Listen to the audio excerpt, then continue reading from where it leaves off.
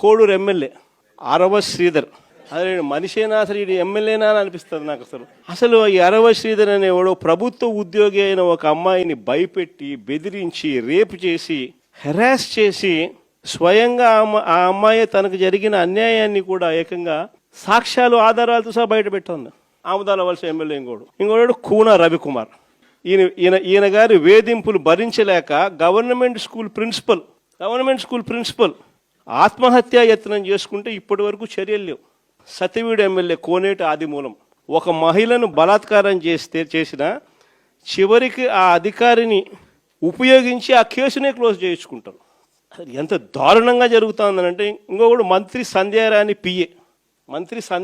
PA ఇంకొకడు తనను లైంగికంగా వేధిస్తున్నాడని మరొక ప్రభుత్వ ఉద్యోగి అయిన మహిళ ఫిర్యాదు చేస్తే అతన్ని వదిలేసి ఫిర్యాదు చేసిన ఆయమను జైల్లో పెడతారు.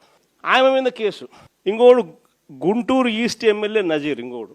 ఈ మనిషి అశ్లీల వీడియోలు కూడా ఆయనతో మాట్లాడుతున్నాడు, వీడు అశ్లీల వీడియోలు చూస్తూ ఉన్నాడు, వీడు అశ్లీలంగా చేస్తూ. అసలు వీళ్ళు ఎవడు అసలు ఏ ప్రపంచంలో ఉండవు. ఇంకోడు మంత్రి వాసంశెట్టి సుభాష్ ఇంకొకడు. ఏకంగా అశ్లీల డ్యాన్సులు చేస్తూ ఏకంగా చిందులేస్తానంటారు. అశ్లీల డ్యాన్సులు చేస్తూ ఏకంగా స్టేజ్ ఎక్కి చిందులేస్తాడు మంత్రి.